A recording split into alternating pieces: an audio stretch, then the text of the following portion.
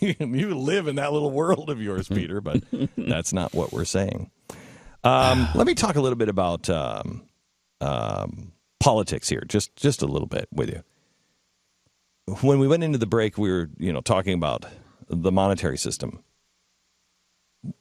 How long do you think we have before this system just implodes? This game we're playing, where we're not making any sense.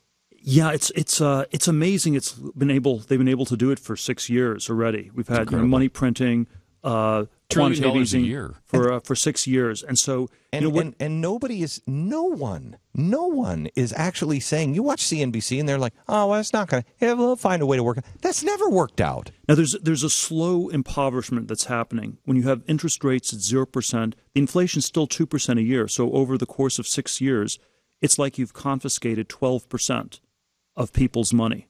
Mm-hmm. It's like what the government of Cyprus did. They confiscated 10% overnight. We've done it more slowly, but we've had a Cyprus-level confiscation in the U.S. over the last 6 years. That's an amazing way to look at it. I've never even thought of it that way. Yeah. And so there isn't that much inflation, but there still is enough that it's slowly eroding things.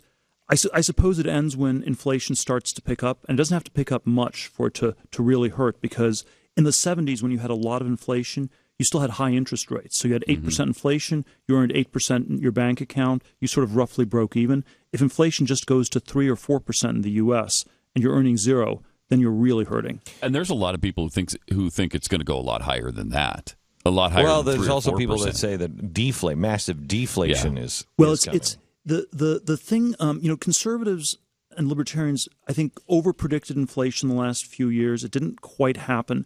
But I think the mistake they made was they underestimated how busted the economy was. And so we haven't had inflation because we've had all this regulation. You can't do anything. There's been not enough economic activity.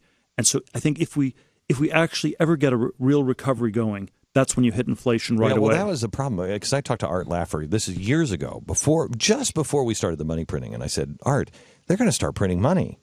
And he said, Glenn, if they start printing money, then we're in trouble and we have to raise the interest rates at a certain point. I said, at what point are the raising of the interest rates irrelevant? Because you'll cripple the economy to try to suck that money back in. You can't raise them high enough. You'll cripple the economy. Yeah, it's hard to know exactly. We don't know exactly how this ends, but there's a sense this ends badly.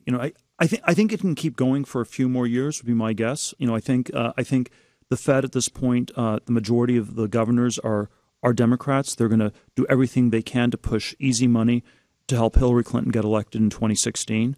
But I would predict that if she wins, she will be a one-term president, because it will break no matter. It will break, and this is almost the. Will it break no matter who is president? I sort of think that you might not want to win 2016, because I think they can't keep it going for 6 more years, no matter what. I don't think they can keep it going for 6 more years.